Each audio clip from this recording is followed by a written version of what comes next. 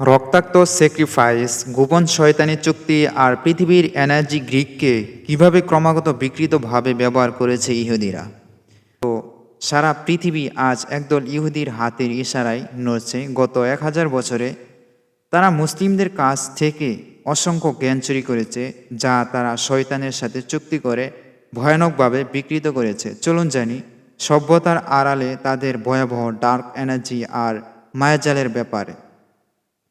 Dark energy আসলে কি? এটি মূলত এমন এক ধরনের অদৃশ্য কম্পন বা এনার্জি যা শয়তান বা দুষ্ট জিনদের সাথে মানুষের মিথস্ক্রিয়ার মাধ্যমে তৈরি হয়। এটি সরাসরি মানুষের কল্প বা হৃদয় এবং আকল বা মস্তিষ্ককে প্রভাবিত করে।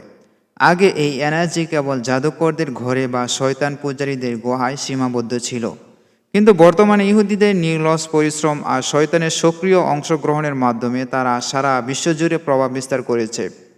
তারা স্রেফ আপনার চিন্তা ভাবনাকেও নষ্ট করেছে না, তারা আপনার চারপাশে স্পিরিচুয়াল পরিবেশকে দূষিত করে দিচ্ছে। বিভিন্ন রিচুয়ালের মাধ্যমে ইহুদিরা নিজেদের আত্মাকে বিক্রি করে বিভিন্ন চুক্তির মাধ্যমে শয়তানের সাথে যোগাযোগ স্থাপন করে এবং তাদের কাছ থেকে বিভিন্ন সহযোগিতা গ্রহণ করে। এরা সাধারণত বেশ কিছু বিষয়ের সম্বন্ধে একটি রিচুয়াল সম্পন্ন করে। সর্বপ্রথম নিয়ত বা সংকল্প করতে হয়।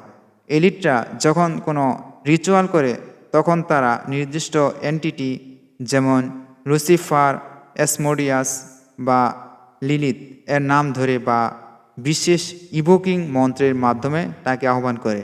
এখানে নিয়তের মূল উদ্দেশ্য থাকে নিঃশর্ত আনুগত্য। রিচুয়ালের শুরুতেই তারা স্বীকার করে নেয় যে তারা আল্লাহর সার্বভৌমত্ব অস্বীকার করে এই অন্ধকার সত্তার সাহায্য নিচ্ছে।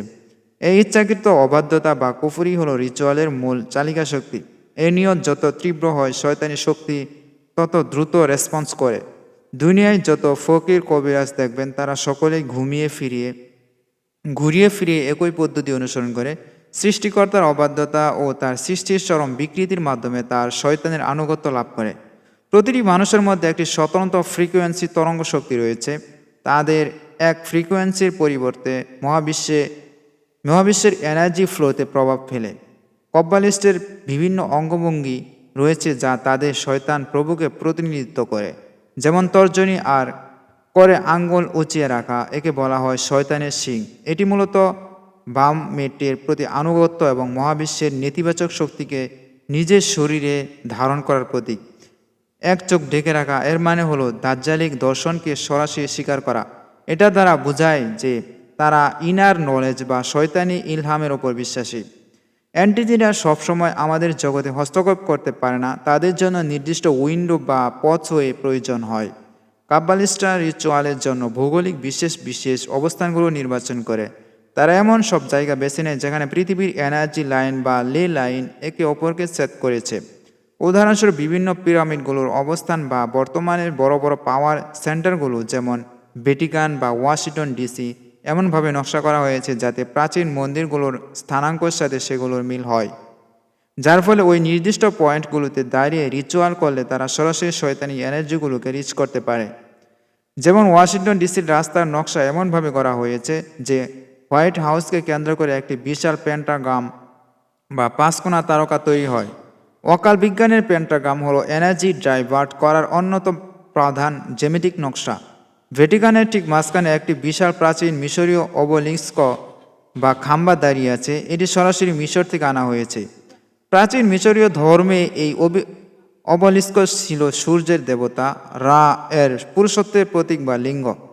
সেন্ট পিটার্স স্কয়ারটির ওপর থেকে দেখলে এটি বিশাল চাকার মতো দেখায়, যার মাঝখানে একটি অমিলিস্কটি কাতার মতো কাজ করে। এটি একটি বিশাল সানডিয়াল বা সূর্য ঘড়ি। মজার বিষয় হলো, বছরের নির্দিষ্ট কিছু দিনে সূর্যের আলো এই চাকার বিশেষ পয়েন্টে পড়ে, যা প্রাচীন পৌত্তলিক রিচুয়ালের সময়রেখা নির্দেশ করে। কেন এটি ভ্যাটিকানে রাখা হয়েছে জানেন? কারণ ভ্যাটিকানের এই জায়গাটি প্রাচীনকাল থেকে একটি এনার্জি ভর্টেক্স। পৃথিবীর ভূপৃষ্ঠ এবং বায়ুমণ্ডলে কিছু ম্যাগনেটিক এনার্জি প্রবাহিত হয়, যাকে বলা হয় লে লাইন্স। যেখানে এই লাইনগুলো একে অপরকে সেট করে সেখানে একটি পাওয়ার স্পট তৈরি হয়। লন্ডন, প্যারিস, বেরকান এবং ওয়াশিংটন ডিসি এই প্রত্যেকটি শহরের বিভিন্ন স্থাপনাগুলো পৃথিবীর এই অদৃশ্য এনার্জি গ্রিডের উপর অত্যন্ত নিখুঁতভাবে বসানো হয়েছে। আপনি যদি আমেরিকান লাইব্রেরি অফ কংগ্রেস থেকে ডিসির মূল ম্যাপটি দেখেন, তবে হোয়াইট হাউসকে কেন্দ্র করে যে পেন্টাগ্রাম বা পঞ্চভুজ নকশা তৈরি হয়েছে তা খালি চোখেই দেখা যায়। এটি কোনো থিওরি না, এটি একটি আর্কিটেকচার ফ্যাক্ট।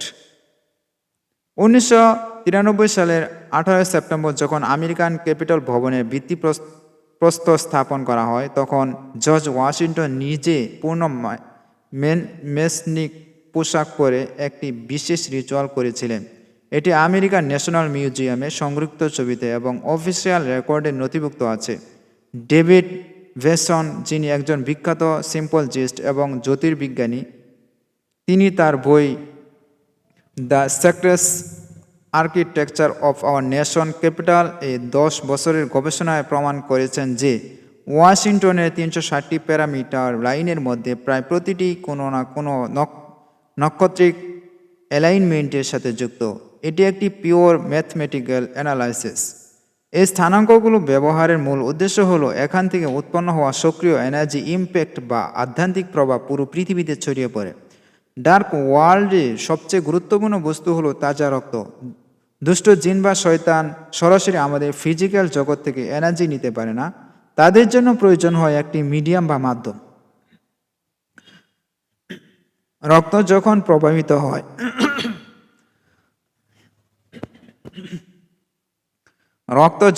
প্রবাহিত হয় তখন এর সাথে সাথে একটি নির্দিষ্ট পরিমাণ জৈব বৈদ্যুতিক শক্তি বা বায়ো ইলেকট্রিক এনার্জি নির্গত হয়।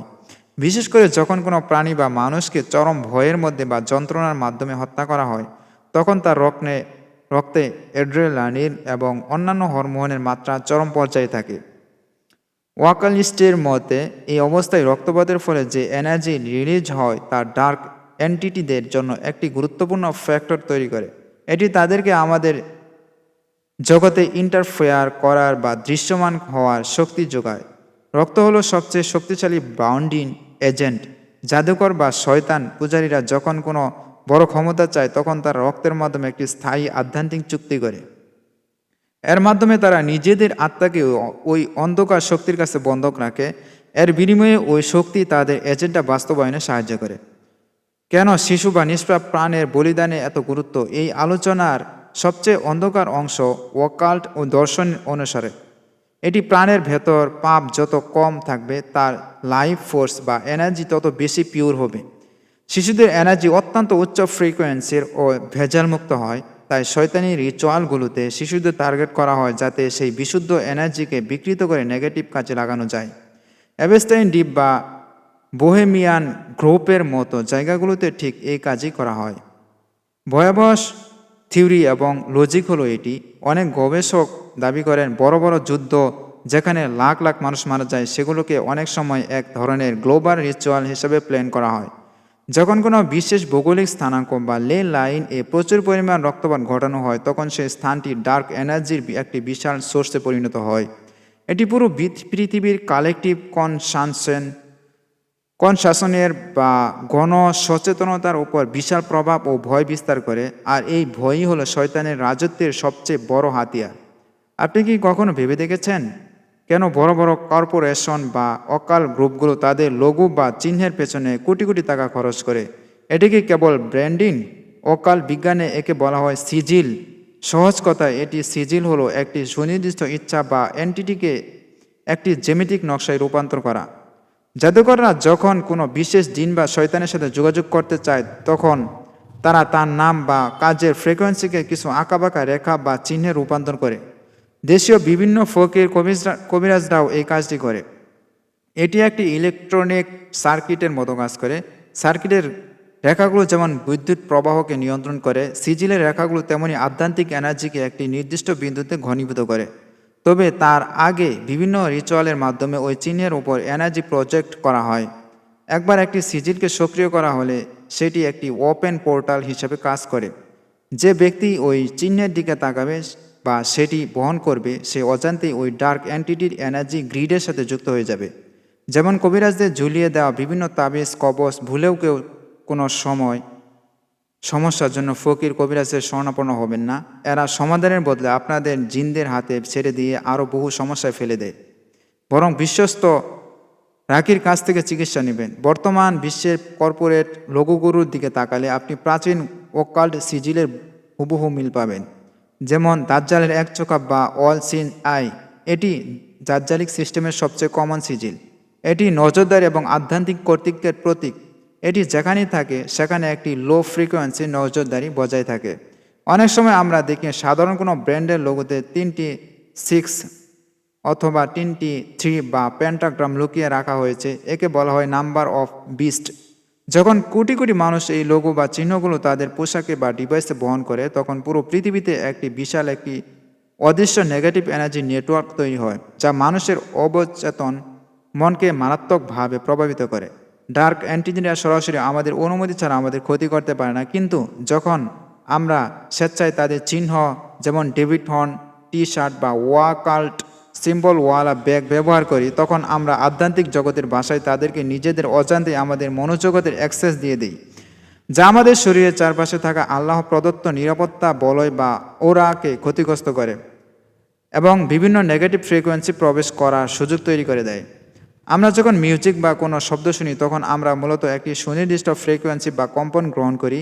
আমাদের মস্তিষ্ক বা হৃৎপিণ্ডের নিজস্ব একটি ইলেকট্রোম্যাগনেটিক ফ্রিকোয়েন্সি আছে।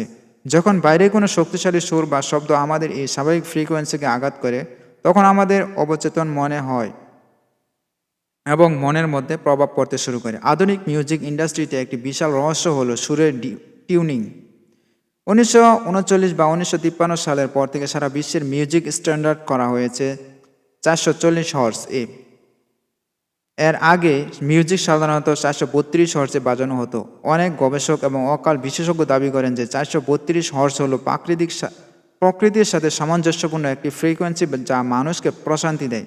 অন্যদিকে 440 হর্টজ মানুষের মস্তিষ্কে সূক্ষ্ম অস্থিরতা, উদ্বেগ এবং আগ্রাসন তৈরি করে। এটি মানুষকে একটি কনফ্লিক্ট মোড এ রাখে, যা তাদের উপর নিয়ন্ত্রণ বজায় রাখা সহজ করে দেয়। ডার্ক রিচুয়ালে বিশেষ কিছু শব্দ বা রিলিক্স ব্যবহার করা হয়, যা মূলত শয়তানি সত্তাদের নাম বা তাদের আহ্বান করার সংকেত। যখন কোনো গান কয়েক কোটি মানুষ শুনে, তখন সেই গানটি একটি বিশাল কালেকটিভ রিচুয়াল এ পরিণত হয়। গানের তালে নাচ এবং উত্তেজনা মূলত ওই ডার্ক এন্টিটির জন্য এনার্জি রিলিজ করে। আপনি যখন অজান্তেই কোনো ডার্ক লিরিক্স বা শয়তানি স্লোগানওয়ালা গান গুনগুন করেন, তখন আপনি মূলত ওই ফ্রিকোয়েন্সিকেই আপনার অজান্তেই আওয়ার ভেতর আহ্বান করেন, যা আপনার নুরানি সুরক্ষাকে বিনষ্ট করে। অনেক পপ এবং রক গানে রেকর্ড করা কথা উল্টোভাবে বাজলে এমন কিছু মেসেজ পাওয়া যায়, যা সরাসরি শয়তানের উপাসনা বা বিশেষ রিচুয়ালের ইঙ্গিত দেয়। যদিও সাধারণ শ্রোতারা সরাসরি এটি বোঝে না, কিন্তু মানুষের অবচেতন মন বা ফ্রিকোয়েন্সিগুলোকে উভয় দিক থেকে প্রসেস করতে পারে। এটি মানুষের মস্তিষ্কে একটি নেগেটিভ ফ্রিকোয়েন্সি তৈরি করে। ওকাল ইতিহাসবিদ এবং গবেষক এর মতে পুরো পৃথিবীকে নিয়ন্ত্রণ করার জন্য পর্দার আড়ালে 13টি অত্যন্ত শক্তিশালী এবং প্রাচীন পরিবার কাজ করে। এদের বলা হয় ইলুমিনাতি ব্লাড লাইন। এরা নিজেদের বংশধারাকে প্রাচীন মিশর, বেবিলন এবং রোমান সাম্রাজ্যের রাজপরিবারগুলোর সাথে যুক্ত করে। বিশ্বের বড় বড় ব্যাংক, মিডিয়া হাউস, তেল কোম্পানি এবং আন্তর্জাতিক সংস্থাগুলো সরাসরি বা পরোক্ষভাবে এই পরিবারগুলোর নিয়ন্ত্রণে। এই পরিবারগুলো প্রজন্মের প্রজন্ম ধরে কাব্বালা, ব্ল্যাক ম্যাজিক এবং শয়তানি রিচুয়াল অত্যন্ত গোপনীয়তার সাথে পালন করে। এদের সন্তানরা ছোটবেলা থেকেই এই অন্ধকার জগতের দীক্ষা পায়। ব্লাড লাইনগুলোর দুইটি শীর্ষ হল রথচাইল্ড ও রকফেলার। এছাড়া রয়েছে অ্যাস্টর, বার্ন্ডি, Collins, DuPont, Freeman, Morgan, Bush ইত্যাদি। কেন এরা বিভিন্ন জায়গায় এই 13টি সংখ্যা ব্যবহার করে? 13 সংখ্যাটি দিয়ে তারা মূলত পৃথিবীর তাদের একচ্ছত্র আধিপত্য প্রকাশ করে। আমেরিকার $1 নোটে যে 13টি ধাপের পিরামিড দেখেন, তার প্রতিটি ধাপ